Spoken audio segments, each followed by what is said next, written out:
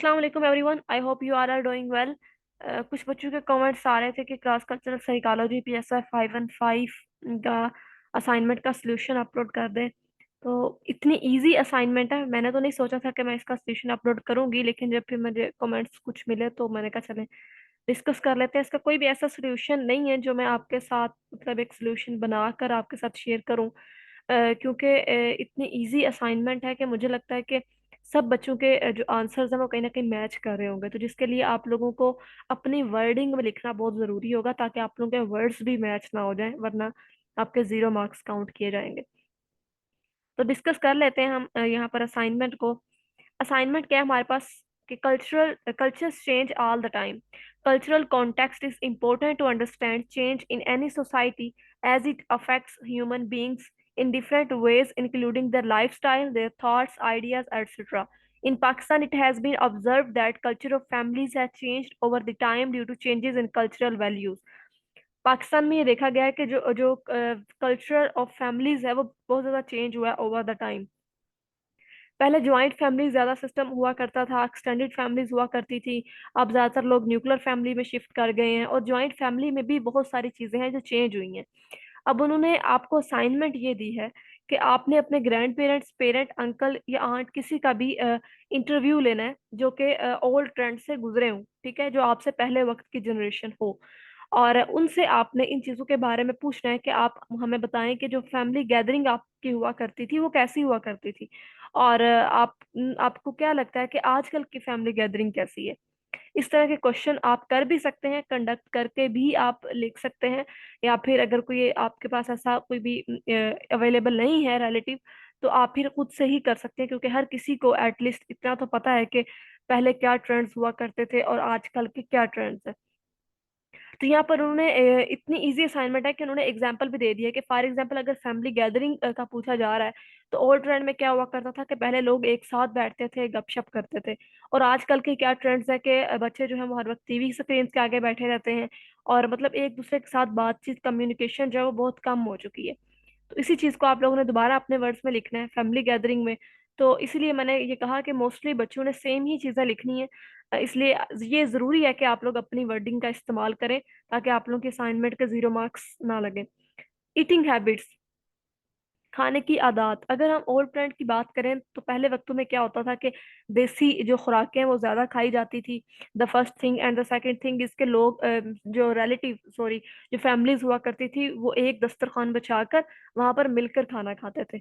और जो बुजुर्ग हजरात हुआ करते थे उन्हें ज्यादा उनकी इज्जत की जाती थी, ज्यादा एहतराम किया जाता था, और मोस्टली उनके लिए एक अलग खाना बनाया जाता था जो वो उनकी डाइट के लिए मुनासिब हो। तो इस तरह काफी चेंजिंग्स हैं। और आजकल के ट्रेंड में देखें तो लोग देसी फूड से फास्ट फूड्स की तरफ बच्चे जो हैं वो शिफ्ट हो गए हैं। और जो एक साथ में मिल बैठकर खाने वाला कल्चर है, ये बिल्कुल आहिस्ता आहिस्ता खत्म होता जा रहा है। चिल्ड्रंस वे ऑफ कम्युनिकेशन, तो अगर हम चिल्ड्रंस वे ऑफ कम्युनिकेशन की बात करें तो पहले दौर के बच्चों का जो कम्युनिकेशन स्टाइल होता था, जो ओल्ड ट्रेंड है, वो बड़ा ही आजकल से चेंज था। बड़ों को बड़ी एहतराम से बुलाना, और आप कहकर बुलाना।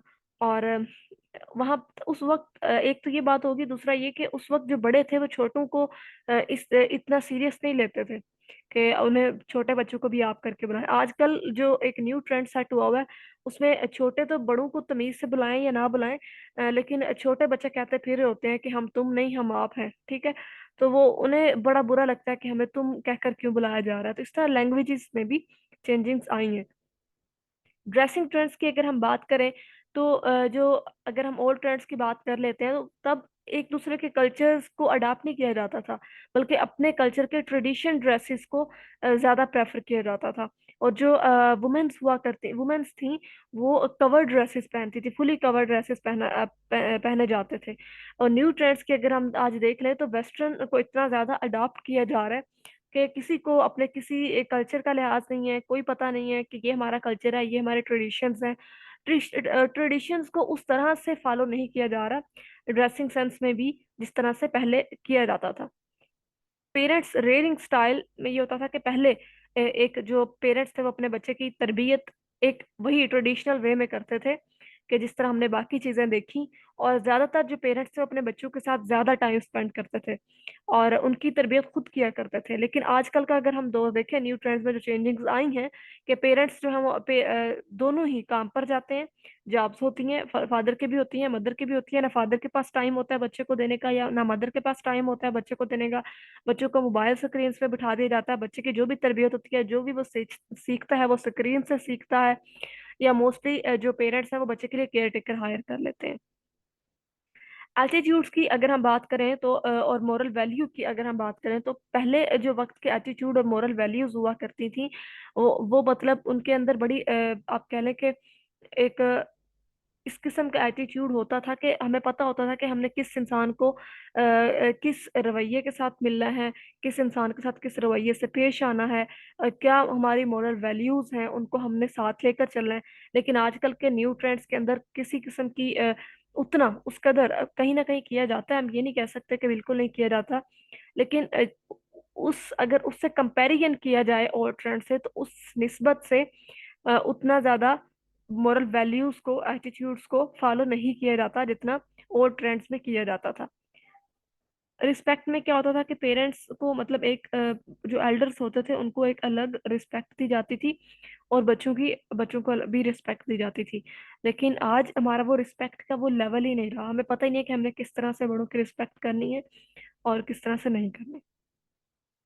इन्हीं की 4 मार्क्स हैं जो आपके लगेंगे। और फिर ये क्वेश्चन जरूरी है कि आप लोग ये ना भूल जाइएगा, ये भी 4 नंबर का क्वेश्चन है, नीचे ध्यान से देखना आप लोगों ने। एंड फिर उन्होंने कहा हुआ कि आप अपनी फाइंडिंग्स को भी समराइज करें, जिसमें आप अपनी इस सब चीज़ों के बारे में पर्सनल ओपिनियन दें कि why families change over the time, क्यों जो फैमिलीज हैं वो चेंज हो रही हैं। तो हमने वो सारी चीज़ें भी साथ साथ डिस्कस की हैं कि टेक्नोलॉजीज की जो इतनी ज़्यादा टेक्नोलॉजी का सिस्टम आ गया है, और डिजिटल सिस्टम है, मोबाइल बच्चों को दे दिए जाते हैं छोटे होते ही, और वो उनका ज़्यादा टाइम स्क्रीन टाइम पे गुजरता है। ये सारी चीज़ें हैं जो कि फैमिली चेंज का सबब बन रही हैं ओवर द टाइम। तो यहाँ पर आप अपनी पर्सनल ओपिनियन दे सकते हैं। तो यही हमारी असाइनमेंट थी, बहुत इजी सी। आई होप कि आप लोग आसानी से कर लेंगे। और जिनके पास उनके ग्रैंड पेरेंट्स या कोई भी अंकल आंट अवेलेबल हूँ, तो वो अगर इंटरव्यू कंडक्ट करके अपनी इस असाइनमेंट को करेंगे तो ये ज़्यादा इंटरेस्टिंग और ज़्यादा अच्छी बन जाएगी। सो आई होप कि आप लोगों को समझ आया होगा। मेरे चैनल के शॉर्ट लेक्चर्स को भी काइंडली फॉलो करें और मेरे चैनल को लाजमी सब्सक्राइब करें। अपना बहुत सारा ख्याल रखें। खुदा हाफिज़।